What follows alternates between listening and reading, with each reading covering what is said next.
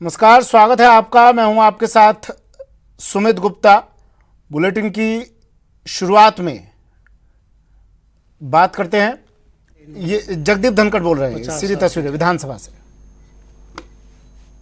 राजनीति में किसी भी पाले में रहे हों, हमारे व्यक्तिगत और पारिवारिक संबंध गहरे रहे हैं। श्री गुलाब चंद कटारिया जी, माननीय नेता प्रतिपक्ष, अपने आप में बहुत बड़ी शख्सियत है। मैंने बहुत समय इनसे चर्चा कर बिताया भी है और मुझे हर बार महसूस हुआ कि मैं कुछ न कुछ इनके व्यवहार और आचरण से लेकर जा रहा हूँ। राजस्थान की पूर्व मुख्यमंत्री वसुंधरा राजे, इन्होंने भी संसदीय क्षेत्र में शुरुआत 1989 में की और मुझे भी यह सौभाग्य मिला। तब से मेरे संबंध इनसे व्यक्तिगत और पारिवारिक रहे हैं। समय समय पर मिलना भी रहा है और मैंने इनसे पश्चिम बंगाल के राज्यपाल बनने के पश्चात मदद भी मांगी कि मेरी मुख्यमंत्री ममता बनर्जी हैं, आप कोई न कोई जादूगरी का टोना मुझे बताएं। कैलाश मेघवाल जी,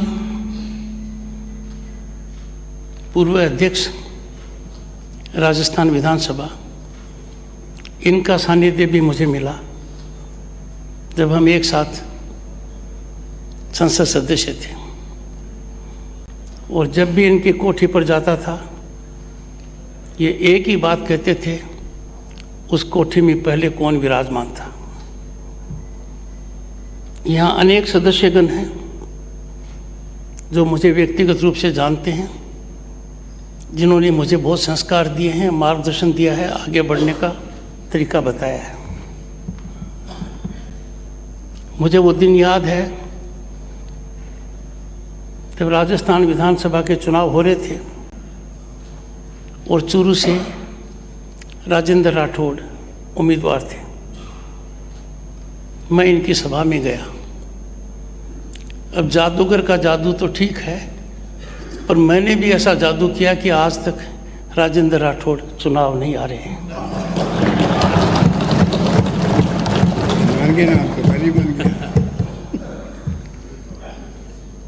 पूर्व विधायकगण यहाँ उपस्थित हैं, पर जो सांसदगण हैं और राज्यसभा से हैं, उनके प्रति मैं नतमस्तक हूँ और मैं उम्मीद करता हूँ कि जो भावना यहाँ व्यक्त करूँगा उसका उन पर असर होगा और मेरे स्वास्थ्य के लिए वो अति आवश्यक है। मेरे लिए ये एक यादगार पल है। मैं अभिभूत हूँ, कारण राजनीति में आने से पहले मैं वकालत के पेशे में सभी के द्वारा अत्यंत सफल वकील माना जाता था। दो महापुरुषों ने मेरे जीवन को मोड़ा, ताऊ चौधरी देवीलाल जी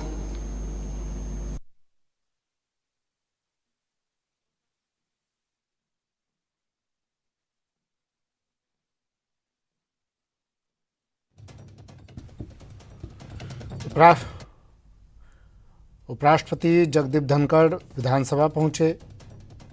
यहां पहुंचने पर उनका अभिनंदन किया गया। मुख्यमंत्री अशोक गहलोत भी साथ में मौजूद, नेता प्रतिपक्ष गुलाब चंद कटारिया भी आपको दिखाई दे रहे हैं। जगदीप धनखड़ अपनी यादें ताज़ा कर रहे हैं। कभी टाली नहीं है। मेरी धर्मपत्नी डॉक्टर सुदेश धनखड़ ने मुझे कहा कि राजनीति में आपको लाने वाले व्यक्ति ताऊ देवीलाल जी और माननीय भैरव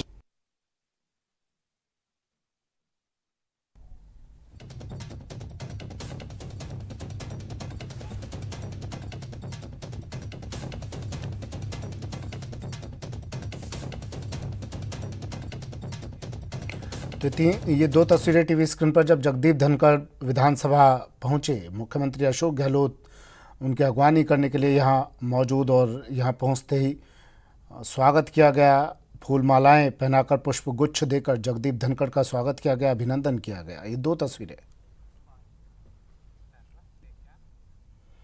और अब 5 तस्वीरें आपको दिखाते हैं भारतीय जनता पार्टी के प्रदर्शन की। भारतीय जनता पार्टी की ओर से लंपी बेरोजगारी और दूसरे मुद्दों को लेकर विधानसभा घेरने की कोशिश की गई।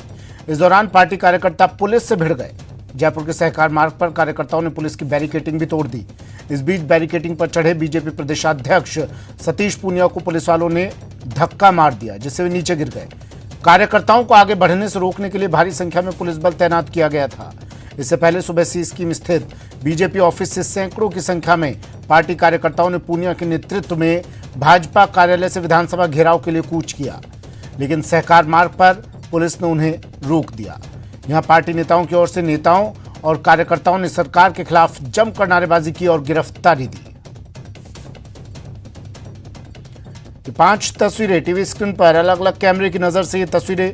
सतीश पूनिया सहित बीजेपी नेताओं ने गिरफ्तारी दी। बीजेपी का हल्ला बोल, महंगाई, लंपी वायरस को लेकर और तमाम बेरोजगारी के मुद्दे को लेकर, तमाम मुद्दों को लेकर आज बीजेपी सड़कों पर थी। सैकड़ों हजारों की संख्या में ये जन सैलाब बीजेपी कार्यकर्ता सड़कों पर उतर आए थे और सतीश पूनिया इस मोर्चा की अगवानी कर रहे थे। इस बीच बैरिकेडिंग पुलिस की तरफ से लगाई गई। इन कार्यकर्ताओं को, इन लोगों को रोकने के लिए बीजेपी कार्यकर्ताओं ने बैरिकेडिंग भी तोड़ दी। सतीश पूनिया के साथ धक्का मुक्की हुई। सतीश पूनिया गिर भी पड़े। इस दौरान बीजेपी कार्यकर्ताओं के साथ बल प्रयोग करा पुलिस ने, धक्का मुक्की हुई। ये 5 तस्वीरें देखिए, अलग अलग कैमरे की निगाह से ये तस्वीरें। पुलिस वालों से बीजेपी कार्यकर्ता भिड़ गए इस दौरान और फिर इसके बाद गिरफ्तारियों का दौर शुरू हुआ। बीजेपी नेताओं ने गिरफ्तारियां दी। रामलाल शर्मा, सतीश पूनिया और तमाम नेता यहां पर मौजूद रहे। वासुदेव देवनानी, तमाम नेता यहां पर, रंजीता कोहली यहां पर मौजूद रहे और गिरफ्तारियां दी। सुरक्षा का भरोसा, ये सब बातों को लेकर हमने सदन में भी और सदन के बाहर प्रतिकार किया। ये पहला अवसर नहीं है। राजस्थान के पिछले 3.25 साल वर्षों के इतिहास को देखें, कोरोना के दौरान भी पेंडेमिक एक्ट के मुकदमे हमने झेले और भारतीय जनता पार्टी का कार्यकर्ता बिजली के लिए, स्कूल के लिए, सड़क के लिए लगातार आंदोलनरत है, लेकिन राजस्थान की सरकार सुनना नहीं चाहती। उपराष्ट्रपति धनखड़ बोल रहे हैं, विधानसभा ले चलते हैं सीधा। मैं 100 से ज्यादा सांसदों से मिल चुका हूं, बड़े प्रतिभाशाली हैं, वेरी टैलेंटेड, अचीवर्स हैं। यदि अगर इकट्ठे होकर ऐसा काम करें तो गले नहीं उतरता कि ये बीमारी कितनी भयावह है। कोविड इसके सामने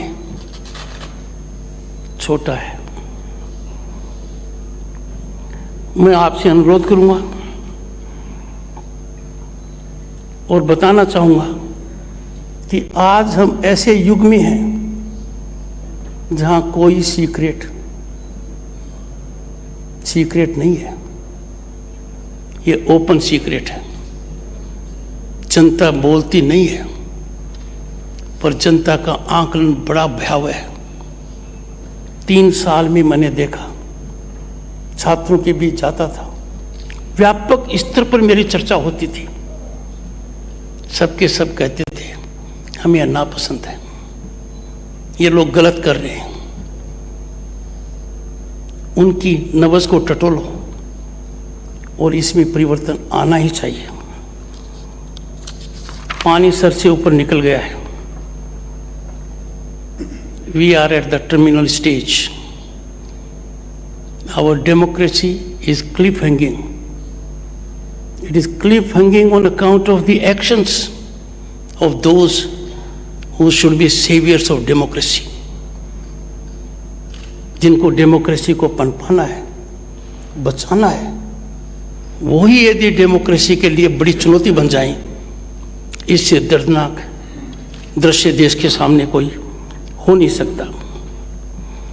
राजनीतिक दलों को इस अत्यंत विशेष मुद्दे पर एक साझा मंच पर आने की आवश्यकता है।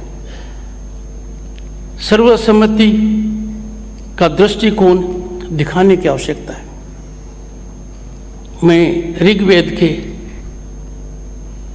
एक विशेष जो कहा गया है उसके बारे में आपका ध्यान आकर्षित करूंगा। आई कोट, हमारा उद्देश्य एक हो। देश का विकास हमारा उद्देश्य एक है। समाज ऊपर बढ़े, हमारा उद्देश्य एक है। समाज में कमियां हैं, उद्देश्य एक है, खत्म हो। हमारा उद्देश्य एक हो। हमारी भावनाएं सुसंगत हो, कोई विवाद नहीं है। हमारे विचार एकत्रित हों, जैसे इस विश्व के ब्रह्मांड में विभिन्न पहलुओं और क्रियाकलापों में तारतम्यता और एकता है। अब देखिए कितना तारतम्य है, कितनी एकता है। किसी मुद्दे पर कोई विवाद नहीं है, पर आचरण इसकी ठीक विपरीत है। मेरा मानना है कि लोकतंत्र के फलने फूलने के लिए जनप्रतिनिधियों की कार्यशैली है वो जनता के लिए अनुकरणीय होनी चाहिए, दक्षतापूर्ण होनी चाहिए। इन मामलों में विफलता सिर्फ संसद और विधायिका तक नहीं रहती है।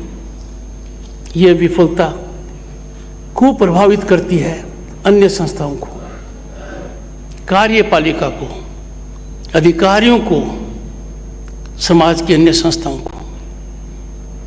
अनियंत्रित आचरण उनको गलत काम करने के लिए खुला छोड़ने वाला जैसा रास्ता है। शासन के लिए मार्गदर्शन कहां से आएगा? ट्रांसपेरेंसी एंड अकाउंटेबिलिटी कौन एनफोर्स करेगा?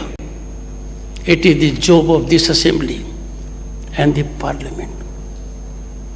Assembly and Parliament are the ultimate custodians of the interest of the nation and the people. The executive of the day is kept under check and control by Assembly and Parliament. मानकर चलिए, विधानसभा में व्यवधान पैदा करना हमेशा सत्ता पक्ष के पक्ष में जाता है। एक आकलन किया मैंने, इसका नतीजा क्या है? किसी भी विधानसभा को ले लीजिए, और जो मैं टिप्पणी कर रहा हूं ये राजस्थान विधानसभा के संबंध में बिल्कुल नहीं है। हाउस नहीं चलेगा, व्यवधान होगा, there will be no discussion on the bill. No one knows better than doctor CP Joshi and माननीय Kailash Meghwal ji. It will be passed as such. नतीजा क्या होगा? उसमें जो सुधार हो सकता है, नया विचार आ सकता है, वो सामने नहीं आएगा और एक अच्छा काम अधूरा रह जाएगा। इस ओर ध्यान देना बहुत जरूरी है। गुणवत्ता में भी गिरावट आ रही है। जब विधानसभा और संसद में वातावरण ठीक है तो भी गुणवत्ता में गिरावट है। ये पूरा देश में देखा गया है। विधायक और संसद सदस्य कितनी गहराई से तैयारी करते हैं। उनको ये ध्यान रखना चाहिए कि जो कुछ वो सदन में कह रहे हैं वो तात्कालिक नहीं है, उसके दूरगामी परिणाम है, वो ऐतिहासिक है। उनकी तैयारी उसी स्तर की होनी चाहिए। राजनीतिक दलों और विधायिकाओं को सक्षम करने के लिए एक बहुत आसान रास्ता है। आत्मनिरीक्षण करें, एक ही रास्ता मिलेगा। पानी सर के ऊपर से है, अब बदलाव नहीं लाएंगे तो सबका नुकसान है। सभी को ये याद रखना होगा कि राज्य के 3 अंगों में एग्जीक्यूटिव, जुडिशरी, लेजिस्लेचर कोई एक दूसरे से बड़ा नहीं है। सब संविधान के नीचे हैं। All are under the umbrella of the Indian constitution. माननीय मुख्यमंत्री जी ने पूछा वो कौन सा जादू था जिसकी वजह से माननीय मुख्यमंत्री पश्चिम बंगाल ममता बनर्जी ने वो निर्णय लिया। मैं राजनीति से परे हूँ। राजनीतिक निर्णय क्यों लेते हैं, कैसे लेते हैं, किस आधार पर लेते हैं, इसके लिए माननीय मुख्यमंत्री जी अशोक गहलोत जी प्रकाश डाल सकते हैं, वसुंधरा राजे जी डाल सकते हैं, अन्य महानुभाव डाल सकते हैं। हाँ,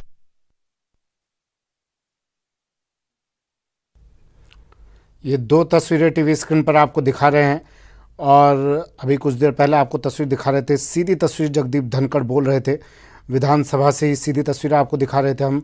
और ये दो तस्वीरें उस वक्त की जब उपराष्ट्रपति जगदीप धनखड़ विधानसभा परिसर में पहुंचे, मुख्यमंत्री खुद उनकी अगवानी करने के लिए पहुंचे और अब तमाम मुद्दों पर जगदीप धनखड़ संबोधित कर रहे हैं।